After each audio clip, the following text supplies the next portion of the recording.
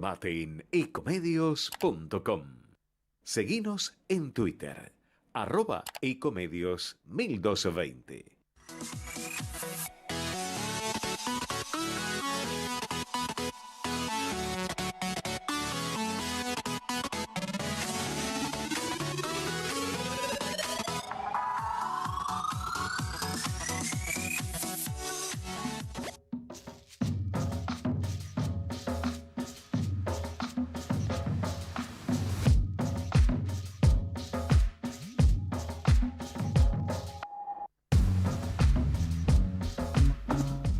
¿Qué tal? Muy buenas tardes, 18:03 aquí, estamos entre ustedes y nosotros para acompañarlos hasta las 6 de la tarde. En minutos nomás va a estar Jorge Enríquez, ya conectado con nosotros, que nos va a contar un poco, todo lo que fue la jornada de ayer en la Cámara de Diputados, en el Ministerio Público, que realmente están sucediendo cosas increíbles respecto de los juicios políticos que están intentando de manera permanente hostigar a la justicia. Y ya le estamos dando las muy buenas tardes al doctor Jorge Enríquez. ¿Cómo estás, Jorge?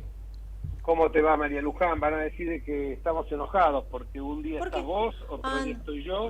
Claro, bueno, nos turnamos. En vivo, entonces nos turnamos, pero tenía una serie de compromisos.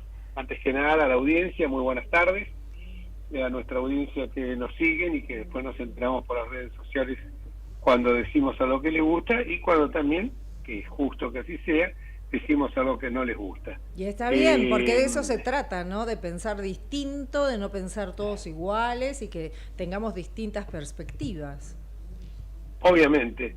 En ese sentido me parece muy valioso, está subiendo en estos momentos al programa un joven, que después lo voy a presentar, que es Mauricio Matuc, es un joven destacado de la juventud política del PRO de la provincia de Tucumán. Sí. Y creo que, y no sé si te acompaña en el piso alguien. Sí, hoy. Sí, ahora por supuesto se encuentra con nosotros Gastón Emmens, también del Grupo Sarmiento, fundador del Grupo Sarmiento, así que ya lo puedes saludar.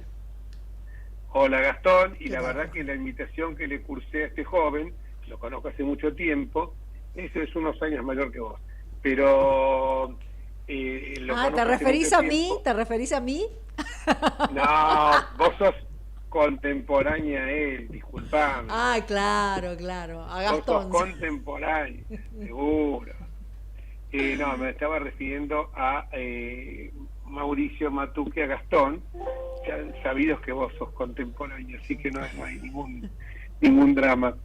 No, me estaba refiriendo al hecho que me parecía prudente, me parecía muy interesante que pudieran conversar con jóvenes, porque como decimos siempre, los jóvenes no son el futuro, sino que son el presente. Y justamente lo tenés acá en estos momentos a Mauricio Matuc, que está en el piso, pero yo quiero dejar en claro que Mauricio Matuc tiene el orgullo, por supuesto, de ser tucumano, pero también el orgullo de haber sido seleccionado entre más de 6.000 estudiantes de América Latina, junto a otros 31 jóvenes más, para participar del programa para el fortalecimiento de la función pública en América Latina que tanto necesitamos. Así que te estamos dando las muy buenas tardes. ¿Cómo estás, Mauricio? Hola, ¿cómo estás? Gracias por la invitación. Acércate más al micrófono, por favor. Lo tenemos a Jorge, que está conectado con nosotros.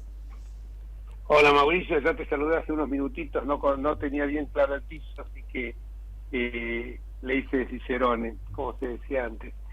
Y bueno, esta semana hemos tenido, la verdad que vemos como el plan económico se viene derrumbando día a día, vemos que la canasta básica alimentaria para que una familia deje de ser pobre ya ronda los 180.000 pesos mensuales, y para algún grupo familiar deje de ser pobre, y esto es si ese grupo familiar es propietario.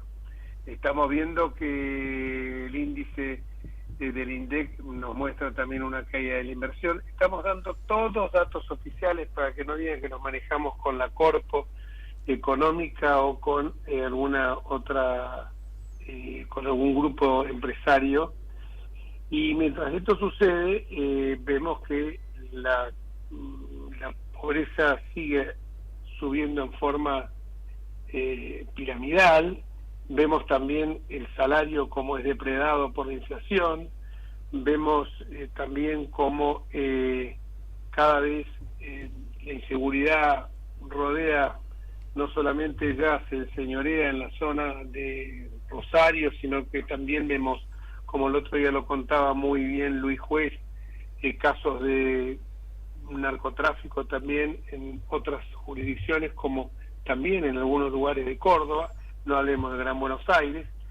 Y mientras esto de estar bailando en el Titanic de un gobierno que nos prometió asado, nos trajo polenta y ahora también nos sacó la polenta, Cámara de Diputados estamos viviendo un espectáculo realmente que es, diría yo, felinesco, surrealista directamente, que es un juicio político en el cual van a responder algunos funcionarios, algunos de ellos han mostrado... ¿Hola? Sí, te estamos escuchando perfectamente. Perdón, han demostrado una solidez muy grande, como ayer nos pasó con el secretario de Estado, el doctor Carlos, realmente de una clase de explicativa de cómo se maneja la Corte, en esta suerte de tribunal, parece el Tribunal de la Sanidad de la Revolución Francesa, que se propone, cual Robespierre modernos, ajusticiar y guillotinar a todos aquellos que se interpongan en el plan de impunidad de Cristina Elizabeth Fernández. Ojo que Robespierre después también terminó la guillotina. La guillotina, por eso. No quiero decir que estemos comparando estas cosas porque tiene que ser tan cuidadoso, pero no estamos, no quiero decir esto, que no quiero hacer comparaciones de este tipo, pero sí hay que ser muy justo y señalar de que parece un tribunal inquisidor, un tribunal que, lo decimos permanentemente, falta que apaguen las luces, saquen picanas y te arranquen las uñas, porque hasta que no dicen lo que ellos quieren, no cejan en su interés. Entonces, vos cuando ves esto, María Luján, Mauricio, Gastón, te pones a pensar a 40 años la democracia restaurada, la debilidad que tenemos, una debilidad total en materia institucional. Y sobre todo el poco respeto que hay por las instituciones, porque un juicio político debe ser respetado con todas las normas y con el código procesal como corresponde, y ninguno de los que está ahí lo hizo cuando se escuchaban la barbaridad de las preguntas que le hacían sin ton ni son y de una manera que realmente era ofensiva. Totalmente, María Luján, vos lo has dicho muy contundentemente, ¿no? Lo has dicho muy claramente. Uno cuando ve que lo único que quieren es, además con argumentos absolutamente infantiles, no respetando las garantías, como dijiste bien, la garantía de los principios de amplitud de la prueba, defensa en juicio, es como una suerte de Torquemada, es así. Yo lo que digo es que estamos viviendo momentos muy difíciles, afortunadamente por un gobierno que está absolutamente desmadrado. Estamos pensando en materia económica que la deuda que nos van a dejar es una bomba de tiempo cada vez más grande y con la mecha cada vez más corta. Entonces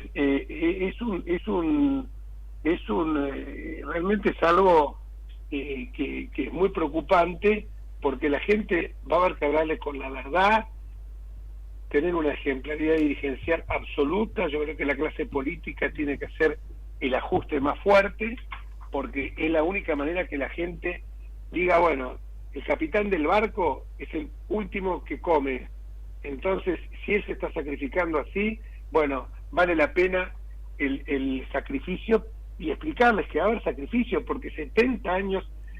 Miren, yo les quiero contar una muy breve anécdota. El día viernes pasado me invitó un amigo a comer en la casa de él con un joven que yo no conocía, joven en otro momento, el nombre de mi edad, Ricardo Navarrete, alguien que a los 22 años, durante el gobierno de Salvador Allende, ocupó cargos importantísimos dentro del Partido Socialista. Estoy hablando de alguien que estaba con su 22 años, recién casado, con su bebé en México, y los padres le dijeron, ni parejas por acá, porque te van a fusilar. Estuvo viviendo en distintos lugares, o sea que fue un perseguido. Volvió cuando ya el régimen de Pinochet se había relajado. Y me explicaba que hoy lo que pasa en Chile no es más grave, porque Chile tiene una continuidad económica con variaciones hacia la izquierda o hacia la derecha, y con un presidente que realmente me dijo es un mamarracho, es un capaz total, pero dijo, hay que entender algo, las cuentas públicas son sagradas, sea de izquierda o de derecha. Un loco que aparece diciendo vamos a romper con el Banco Central no está en sus cabales, porque el Banco Central, tanto en Chile como en Perú, estoy hablando de Chile y Perú, no estoy hablando de países nórdicos con cultura escandinava, ni estoy hablando de países de la Unión Europea, estoy hablando de Chile y de Perú. Chile y de Perú tienen hace 15, 20 años el mismo presidente del Banco Central.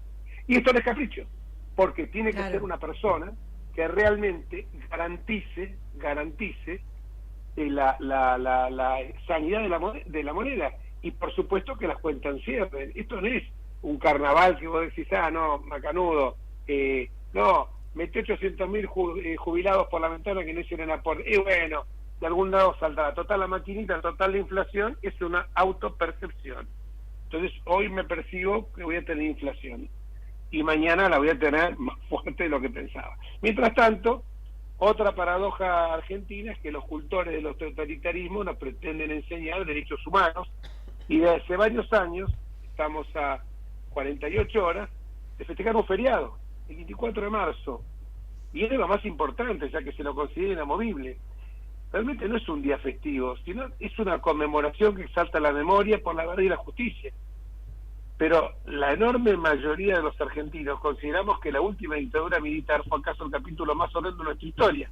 Sin embargo, la cristalización del 24 de marzo, como la génesis de todos nuestros males, como pretende hacer el kirchnerismo, es un error no inocente, destinado a ofrecernos una versión muy sesgada del pasado que legitima ciertas conductas presentes. Ya lo creo.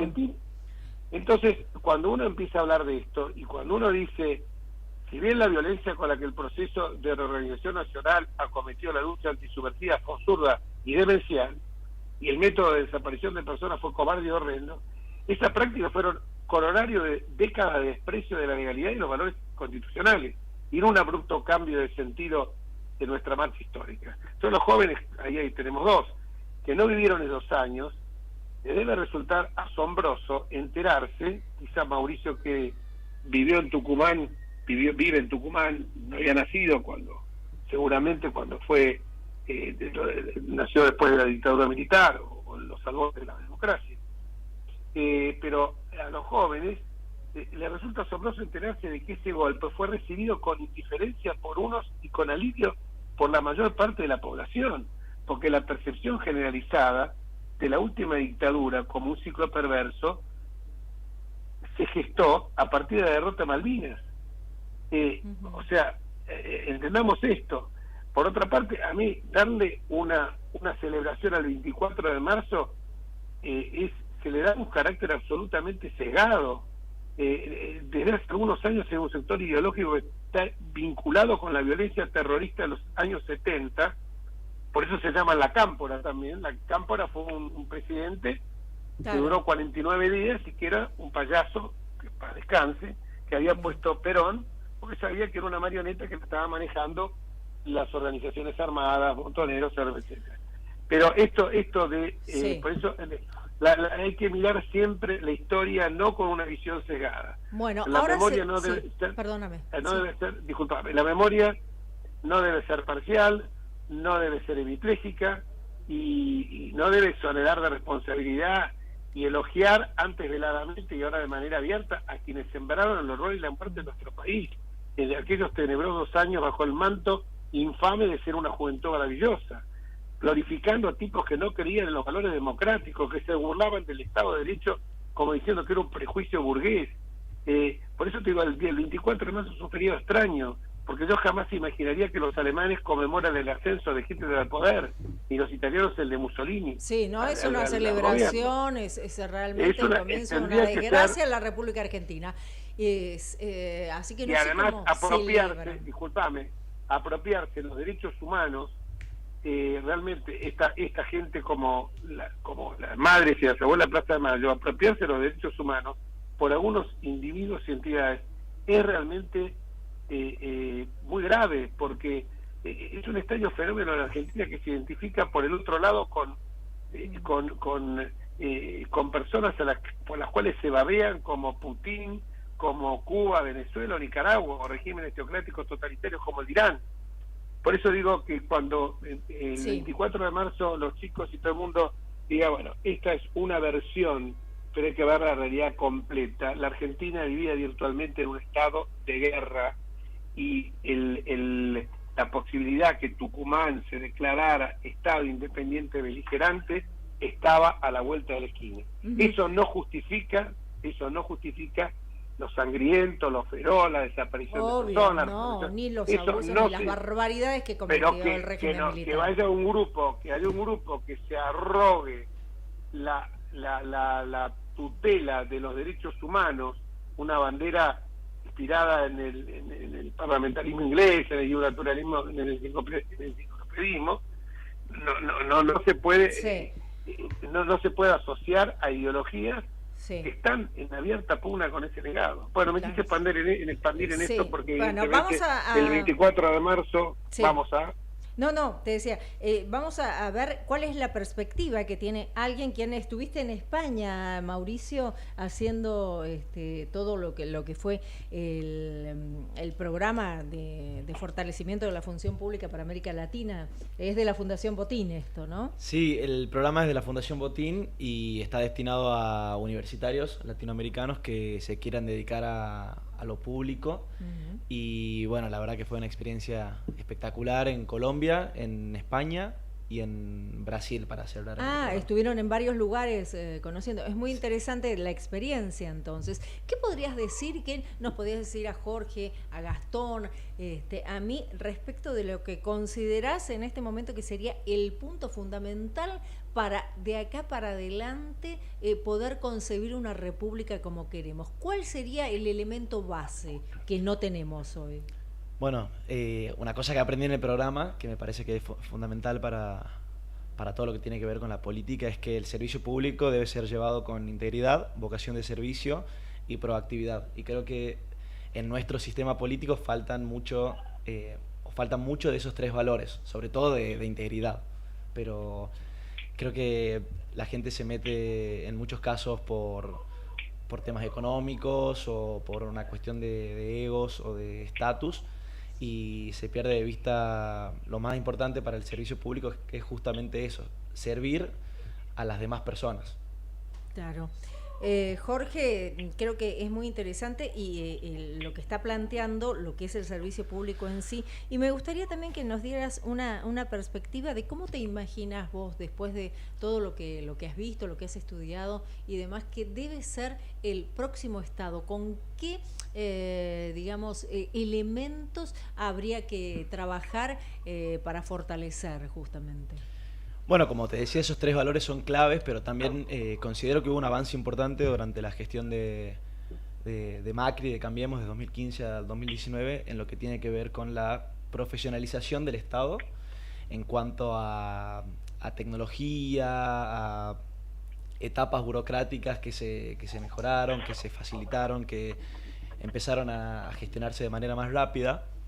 Y básicamente eso, mejorar los procesos que tiene el Estado para gestionar y solucionar los problemas de la gente.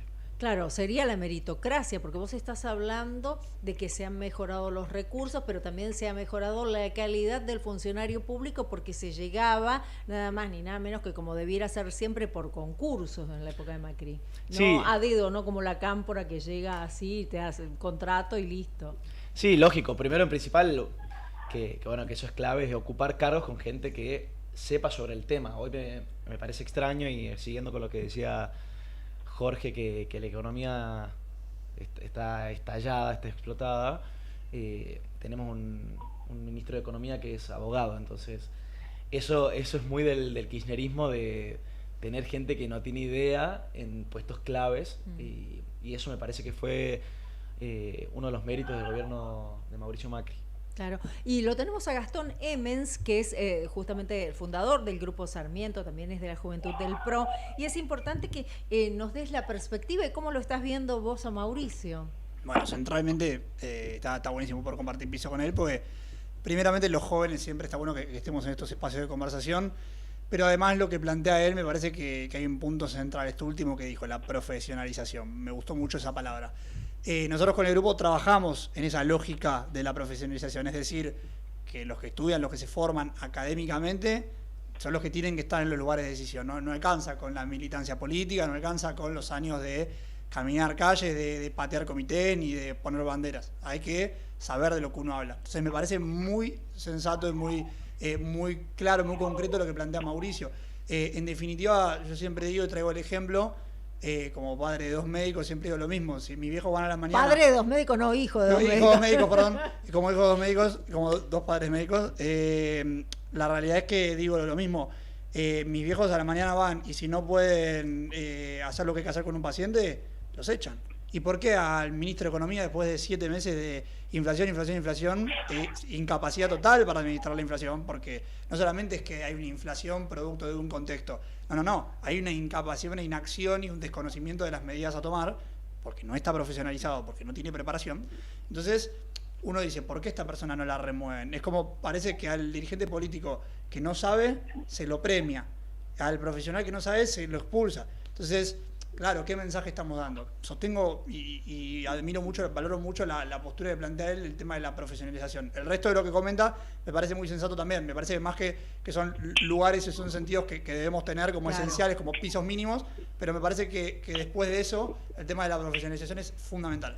Jorge, bueno, acá tenés a tus jóvenes en la mesa justamente hablando de todos estos temas y claro, yo los veo a ellos con muchas ganas, están hablando de profesionalización, estamos hablando de la herramienta fundamental para la profesionalización que debería ser la computadora, los celulares que todos estamos manejando, pero nos encontramos ahora que desde el Ministerio de Economía, nada más ni nada menos, y vos que has sido diputado seguramente podrás decirme, ha habido un incremento de los aranceles del 80%, o sea, que ya van al 80% de aumento cada elemento que vos quieras comprar de tecnología, que son herramientas fundamentales para el desarrollo a futuro. ¿Por qué? Porque no sabe, como bien decía Gastón recién, no tiene ni idea el ministro de Economía qué es lo que tiene que hacer.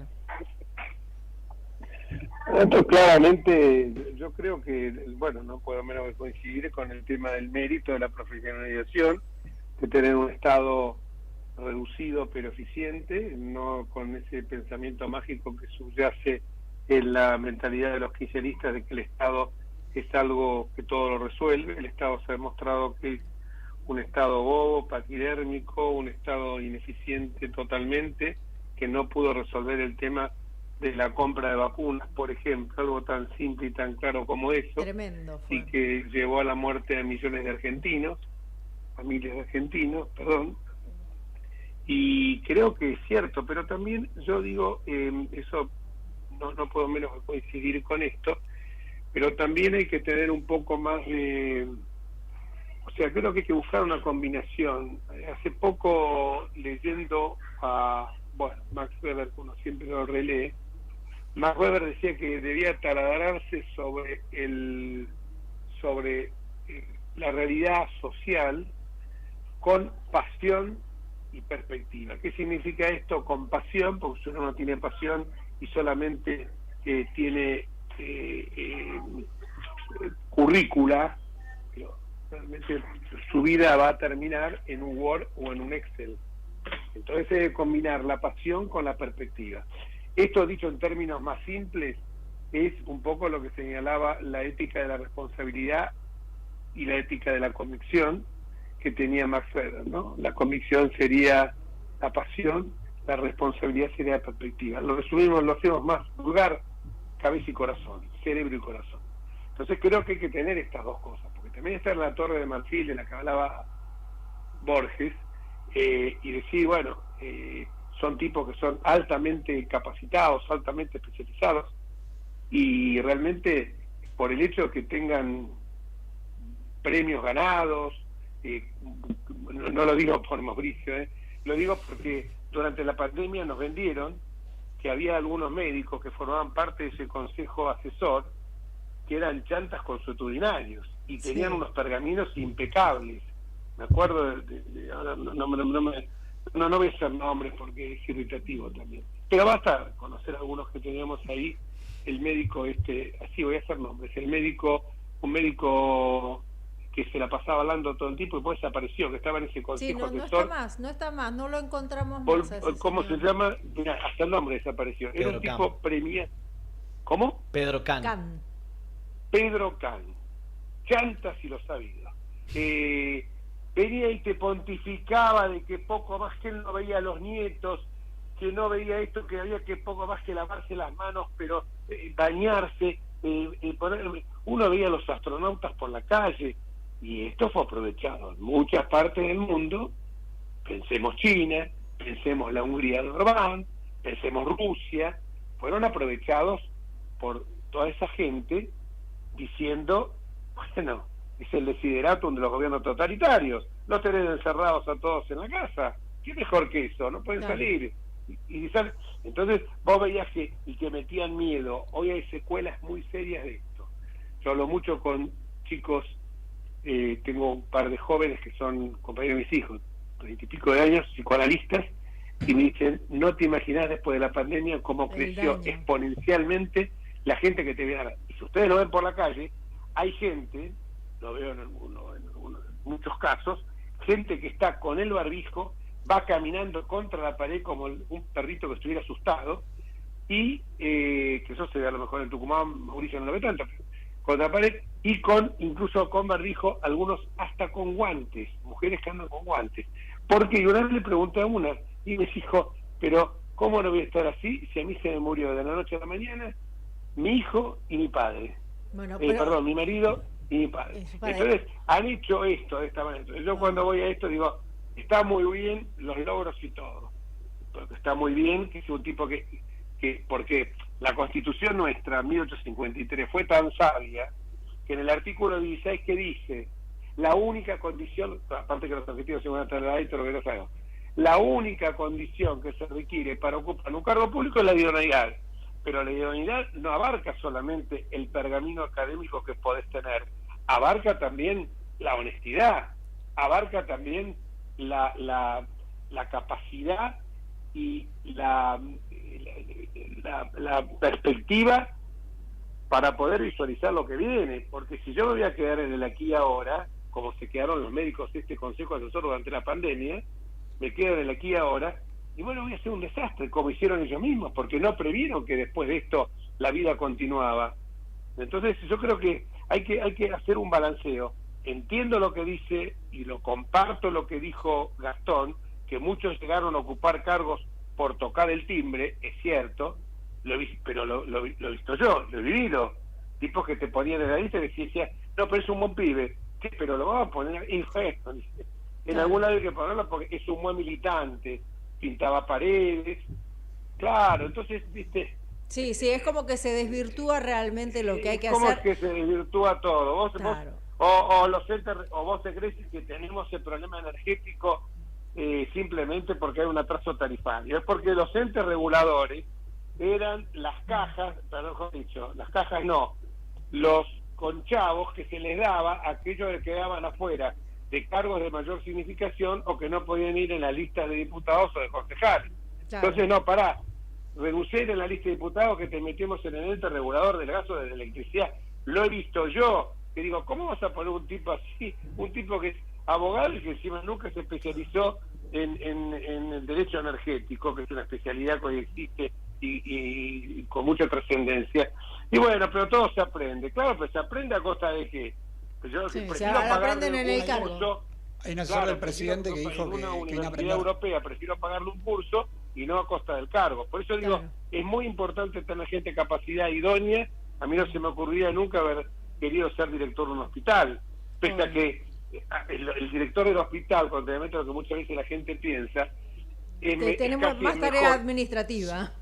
Claro, porque un tipo que tiene capacidad para y lo más importante de todo, yo digo, más allá de todo, es tener el sentido común. Eso me parece que es lo más importante de todo, y que por supuesto tiene que ser con la base del mérito, llegar por el mérito y no llegar por ser amigo de fulano, el novio de Mengano, o la mujer de Sutano, ¿no? Bueno, nos vamos a ir a una pausa y vamos a volver enseguida, así podemos seguir dialogando con Mauricio y con Gastón. ¿Te parece?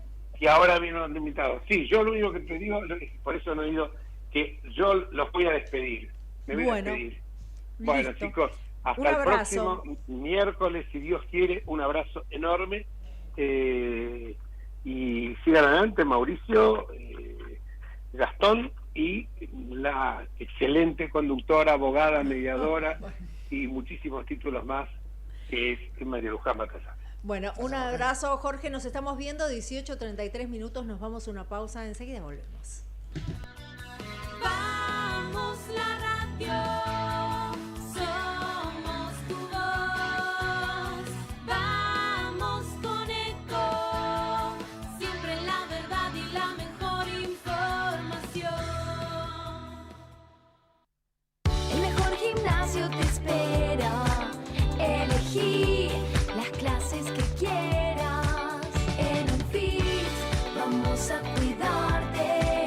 En Unfit venimos a encontrarte. ¿Cómo prevenir dengue, zika y chikungunya?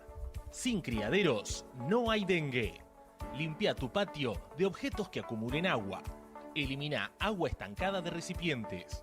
Reemplaza con tierra o arena el agua de tus flores. Tapa los tanques de agua y cisternas. Tira y perfora llantas para que no acumulen agua. Limpia floreros y bebederos. Recordá, sin criaderos no hay dengue. Intendencia Menéndez. Informate en ecomedios.com. Seguinos en Facebook, Ecomedios Live.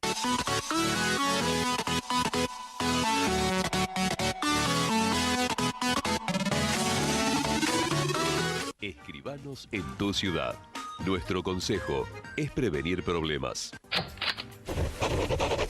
Colegio de Escribanos de la Ciudad de Buenos Aires. Consejo Federal del Notariado Argentino. El Colegio Profesional Inmobiliario auspicia este programa. Colegio Profesional Inmobiliario, cada vez más profesionales. ¿Conocéis los planes de salud de Andar, la obra social de los viajantes vendedores? Planes para empleados en relación de dependencia, monotributistas y particulares. Solicita un asesor comercial al 0810-345-0184. 18:35 minutos y bueno, estamos en comunicación en estos momentos con un economista que nos va a tratar de desarmar este ovillo que es la economía de la República Argentina, que es imposible, realmente es imposible, más allá de las expectativas que había despertado Massa despertó, qué mal que estamos, expectativas, un abogado, como recién decía Mauricio, un abogado al frente del Ministerio de Economía, y Aldo está con nosotros, y justamente vamos a hablar cómo se puede combatir la inflación. ¿Cómo estás, Aldo? María Luján Batallán te saluda.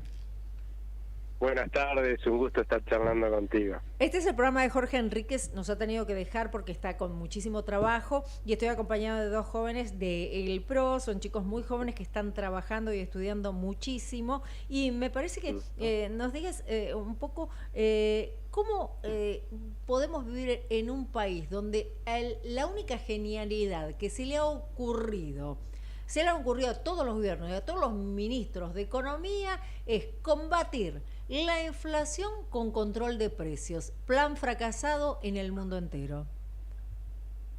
Bueno, claramente no es de extrañar que el resultado haya sido una aceleración de la inflación, ¿no? Porque no se atacaron lo que son las verdaderas causas. Allá por mediados del 2021, si bien ya veníamos emitiendo mucho, se aceleró el ritmo de producción de la maquinita de pesos para ponerle platita en el bolsillo a la gente para que vote al gobierno. Uno esperaba que pasada las elecciones, la gente ya votó, bueno, volvamos al ritmo anterior, pero eso no pasó. La verdad es que siguió a la misma velocidad hasta ahora, con lo cual no debería extrañar que en la medida que se estaban produciendo muchísimos más pesos para financiar al gobierno de lo que la gente demandaba como pesos, pasa lo que pasa con cualquier bien que vos producís más de lo que la gente quiere, ¿no? Baja su valor. Ahora, acá de lo que estamos hablando es que baja el poder adquisitivo de nuestra moneda. Entonces, cuando vos vas a querer comprar algo, el señor te dice, mire, algo que usted quiere vale lo mismo que antes. Y usted esos pesos que me quiere dar valen mucho menos, o sea que me tiene que dar muchos más pesos, y es lo que llamamos inflación. Y ha tendido a empeorar, porque ya el año pasado la gente empezó a decir, pero me están sacando cualquier cantidad de poder adquisitivo de mis pesos con el impuesto inflacionario, mejor bajo la cantidad de pesos que tengo, así me cobran menos impuesto inflacionario para financiar al gobierno.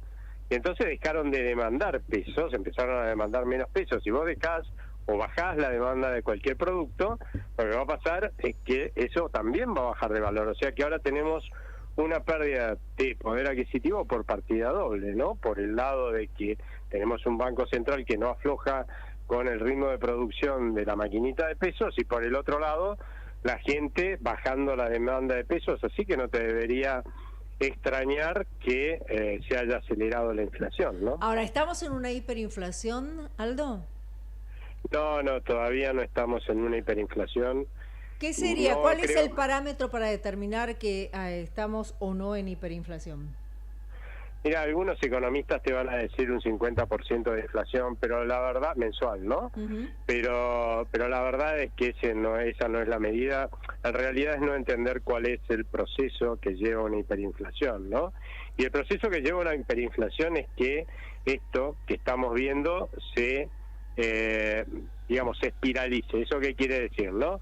Que la gente, porque ve, por ejemplo, ¿no?, que en febrero hubo 6,6% de inflación, salga y demande muchos menos pesos. Eso que va a hacer que el poder adquisitivo del peso caiga muy fuerte, y entonces el marzo va a ser más del 7% la inflación, ¿sí? Y entonces la gente se vuelve a asustar y deja de mandar muchísimo menos pesos, o sea, demanda muchísimo menos pesos todavía. Eso hace bajar mucho más el poder adquisitivo del peso, y llega un momento en que la gente se harta, ¿no? Y dice, no, ya así no quiero tener pesos, ¿no?, en el bolsillo. Y cuando vos dejás de demandar algo, eso tiende a valer como la basura, ¿no? Imagínate tener que ir a comprar algo con pesos que tienden a valer lo que la basura, y tenés que imaginarte yendo a comprar con carretillas de pesos, que ha pasado eso en algunos países, hay fotos, ¿sí? Ir a comprar la bolsa una bolsa de un kilo de pan, digamos, tenía que llevar una bolsa mucho más grande de moneda. Bueno, eso es la hiperinflación, cuando la gente se harta de que los bancos centrales los estafen. Acá ya nos pasó 3 veces, o sea que está en el ADN defensivo de los argentinos, así que no hay que jugar con fuego, porque la verdad nadie sabe cuándo ese ADN, ese gen defensivo empieza a funcionar y nos mete en un problema que es imposible de resolver, que es una hiperinflación, ¿no? Claro. Ahora, por otra parte, ¿cómo crees que va a repercutir la utilización que se va a hacer de los fondos del ANSES a futuro? Porque realmente es un tema gravísimo que se hayan tocado los fondos del ANSES. Me parece grave, por un lado, y por otro lado ver que en definitiva cada vez que manotean las cajas todos terminamos perjudicados. Mira, no cabe la menor duda que lo que están haciendo, que fundamentalmente apunta a hacer bajar los dólares financieros, proveyendo al mercado de bonos en dólares con legislación local que están bajando encima esos bonos, siguen bajando. Sí, van a bajar. Es que van a bajar porque si cada vez va a haber más oferta, tiene que bajar, ¿no? Justamente por eso es que el ANSES va a perder plata, porque imagínate que lo obligan a vender estos bonos en dólares que son como un sustituto de los dólares, por eso es que logran hacer bajar los dólares paralelos financieros, pero está vendiendo bonos que los tiene que vender cada vez más baratos, ¿no es cierto? Claro. Porque estamos todos vendiendo esos dólares, o sea que va a haber una pérdida, y encima los obligamos a comprar bonos en pesos, que porque me obligan a comprarlos van a ser, y a otros van a ser más caros. O sea que claramente va a haber una pérdida. Hoy salió el ANSES a desmentir que esto sea así, pero yo le diría... Imagínate el valor de la palabra del ANSES en este momento, de cualquier representante del ANSES hoy en día, ¿no? El valor de la palabra es nula. nula, pero imagínate, la primera pregunta que le daría a estos señores es: si es tan buen negocio como dicen ustedes, ¿por qué no lo hicieron antes? Deberíamos hacerle un juicio por mal manejo de los fondos, debieron haber hecho antes, ¿no? Que tenés razón, ahora, la mala praxis, ¿no? Sería, claro. Es mala praxis, no, lo podés hacer juicio, pero entonces, ¿por qué están demorando la salida de decreto? Porque no estaba puesto específicamente que el Fondo de Garantía de Sustentabilidad estuviera obligado a hacer esta operación. ¿Sabés por qué lo hacen? Porque esta operación es perdidosa para la ANSES y alguien le puede hacer juicio penal a esos funcionarios por haber malversado los fondos de los jubilados. O sea que vamos a perder, y lamentablemente esto, la verdad es que a cada rato manotean sin avisarnos, dando créditos baratos y las moratorias. O sea, la verdad es que los jubilados del futuro están embromados. Los que aportamos hoy, no vamos a ver un mango, no, olvídate, no vamos a ver nada. Aldo, antes de darle paso a los chicos, te quería hacer una consulta, a ver cómo lo ves vos. Yo desde mi punto de vista como abogada lo veo como inconstitucional, no sé vos.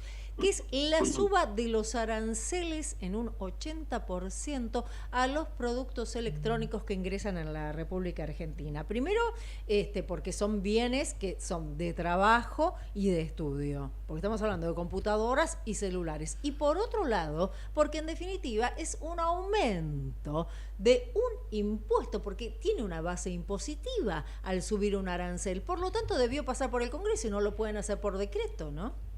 Sí, lo que pasa es que lamentablemente el Congreso ha delegado algunas funciones que para mí no se pueden delegar, pero bueno, es ya tradición y costumbre, lamentablemente, que se deleguen algunas de las funciones y roles que son exclusivos del Congreso en el Poder Ejecutivo, ¿no? Algún día deberíamos ponernos serios con este tema y empezar a cumplir la Constitución.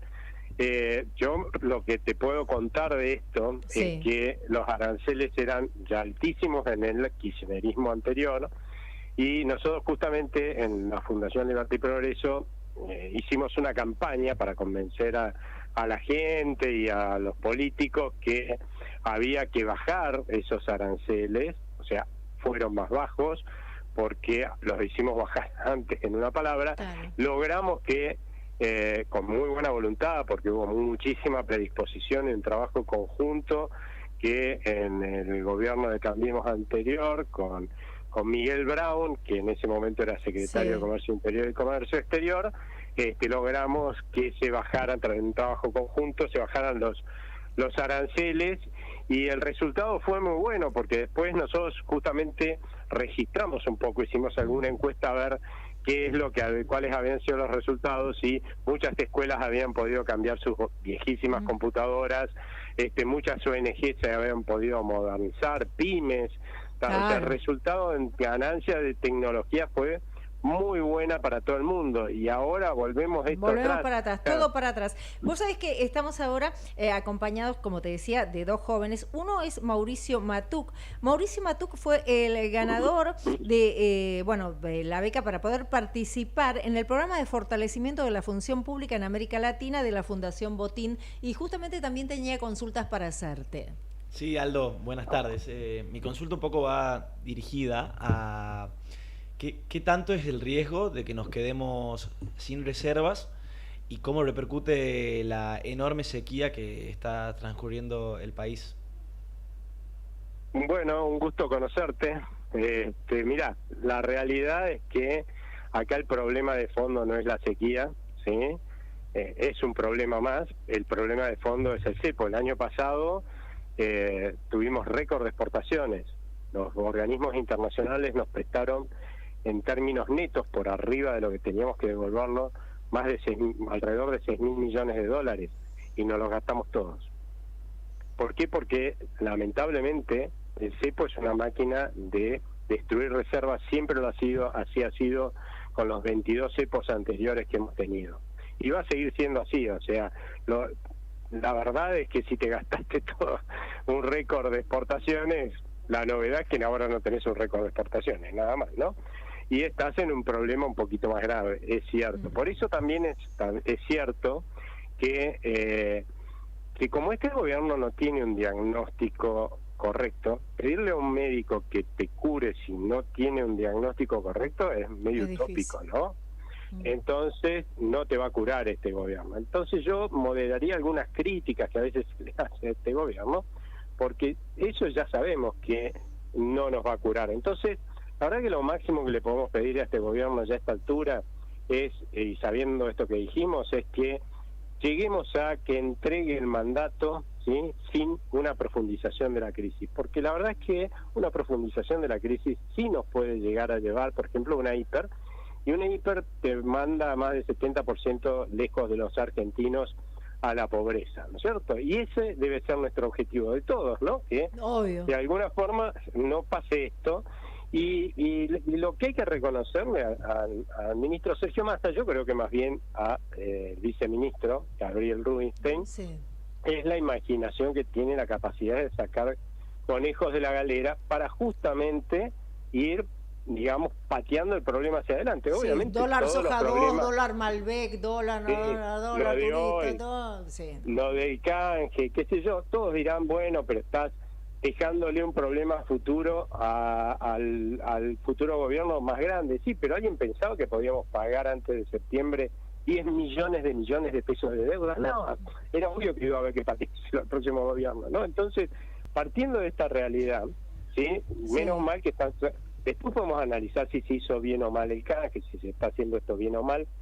La verdad es que esto va a ser así el resto del año, o sea, rezar para que sigan sacando conejos de la galera y no nos metan en una crisis fenomenal. ¿Y cuál es la responsabilidad, creo yo, más allá de criticar sí lo que esté mal, verdaderamente, de la oposición? Prepararse, porque el médico que asuma, sí, para seguir con esto, el 10 de diciembre va a tener un paciente que va a estar realmente carcomido por adentro por la distancia, pero totalmente ya está en terapia intensiva. O sea, ahora con que haga algo para que no se muera tenemos que agradecer, ¿sí? Y si llega el próximo gobierno, que el próximo médico tenga el diagnóstico correcto, tenga el tratamiento correcto y tenga la audacia y la capacidad de implementar ese tratamiento urgente, porque el paciente va a llegar al borde de la muerte. Y si no le aplica el tratamiento, lamentablemente se va a morir. Y eso no puede pasar. O sea, yo pediría a aquellos que se candidatean para médicos o para ser parte del equipo de médicos que acompañen a un futuro presidente, que le pongan onda, hagan introspección y piensen si van a tener la capacidad y la audacia de gestionar en ese momento. Tenemos un minutito, pero tenemos una pregunta de Gastón Emmens. Gastón Emmens es el fundador del Grupo Sarmiento, participa también, militante de la Juventud del PRO, y tiene una pregunta para hacerte, Aldo. ¿Qué tal, Aldo? ¿Cómo estás? Buenas tardes. Buenas tardes, gusto. Primeramente, bueno, a mí en lo personal, en mi rol en la militancia, siempre me toca recorrer el territorio, y una de las cosas que más me gusta es charlar con los comerciantes. Es básicamente una premisa que... Lindo trabajo estás haciendo, te sigo en Instagram, y muy bueno el trabajo que estás haciendo con los comerciantes de flores, ahí te he visto. Gracias, Luján. Bueno, justamente en ese sentido te quería preguntar, porque un poco la obsesión de uno cuando trabaja por los vecinos de su comuna y su barrio es esa, ¿no? ¿Cómo podemos hacer para que los sectores productivos, sobre todo la pyme, que es el sector más postergado en este país, qué medidas primarias tomarías vos o interpelarías al futuro ministro de Economía que tome en los primeros 10 días de gobierno para aliviar básicamente a la pyme, que sobre todo a fin de año va a sufrir bastante? Que generan empleo. Tenemos un minutito, Aldo, si lo podés resumir. No, básicamente el próximo gobierno lo que tiene que asumir y el primer día es mostrar que va a tener una baja del gasto en el tiempo, pero mostrarlo desde el primer día. Si ves que tiene 23 ministros ya no le vas a creer nada, ¿no? Entonces tiene que ir a 8 ministros como mucho, y proponer un plan de reducción del Estado en el tiempo para poder bajarle los impuestos a estas empresas. Y por el otro lado, de regular la economía. Hay más de 67.000 normas que pretenden decirnos cómo trabajar y cómo producir. Imposible que una pyme pueda cumplir con todas esas metas, con todas esas regulaciones. Encima, si llega a cumplirla, lo más probable es que le vaya mal, ¿no? Porque los funcionarios que le hicieron no tienen ni idea cómo se hace nuestro trabajo, se maneja. No tuvieron ni un kiosco. Un kiosco, ¿no? Es difícil de manejar. No. Sí, porque es mercadería pequeña, es más difícil todavía. Sí, entonces imagínate que lo mejor que hay que hacer es justamente desregular la economía, desregular el mercado laboral, que hoy sobreprotege, es cierto, al tipo que tiene un empleo en blanco, pero la realidad es que desprotege a todos los demás, que está dejando afuera el mercado laboral. O sea, que realmente esas son las cosas que hay que hacer, pero hay toda una discusión y salirse rápido del cepo. No hay tiempo para quedarse con el cepo porque es una máquina de destruir producción argentina. Entonces, esas son las cosas que hay que hacer desde el día 11 de diciembre y hay que hacerlas. Por eso te decía, hay que pedirle audacia y capacidad a quienes vamos a votar para que sean presidentes y a los que este futuro presidente o presidenta elija como quienes la van a acompañar en esta tarea, ¿no? Claro. Aldo, te agradecemos muchísimo que hayas estado con nosotros, te mando un fuerte abrazo. Muchas gracias a ustedes, y un gusto haberlos conocido a los chicos. Bueno, gracias. 18:53 minutos y estamos con Mauricio, que quiero que nos cuente un poco, Mauricio Matú, cómo fue esto de la beca. Contanos cómo fue que llegaste a esa beca, y si se pueden presentar para justamente participar de esa beca otros estudiantes, qué tienen que estudiar. Decinos todo, contanos todo. Dale, bueno, primero yo me enteré por un amigo, por un muy buen amigo que siempre tuvimos el sueño como de involucrarnos en política y cambiar un poco la realidad. Él lo hizo en el 2020, yo postulé en el 2021, no quedé, y lo volví a intentar en el 2022. Bien eso, porque no siempre las cosas salen y hay que tener tolerancia a la frustración, y los chicos, los jóvenes tienen que tenerla porque los grandes... Que persiste, es así. Obvio, muy bien. Tal cual. Y volviste por la próxima, no quedaste y dijiste, voy de nuevo. Muy bien, te admiro, me encanta. Sí, no, volví porque... claramente empecé a analizar más la fundación, qué es lo que hacía, cómo era el programa, y dije, yo tengo que estar ahí sí o sí, porque bueno, un poco tenía la idea de medirme con los mejores, eso era lo que tenía en mente para ver en qué nivel estaba, qué sabía, qué no sabía, y la verdad que fue una experiencia única. De paso aprovecho también, te quito un poco el espacio para decir que se postulen, ¿sí? Que se animen.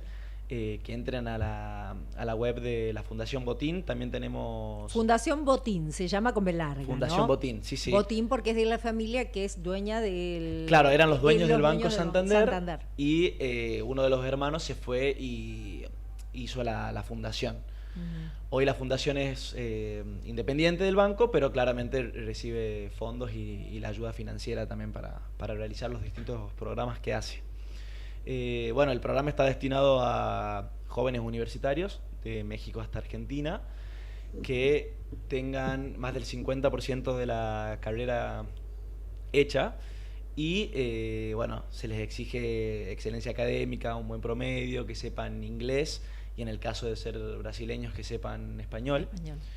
Y, ¿qué carreras son las que pueden postularse? Cualquier tipo de carrera, porque una de las ideas principales del programa es que no hace falta, le quita un poco la importancia a la carrera universitaria en el sentido de, no importa lo que vos estudies, sino importa lo que vos les quieras dar a la sociedad.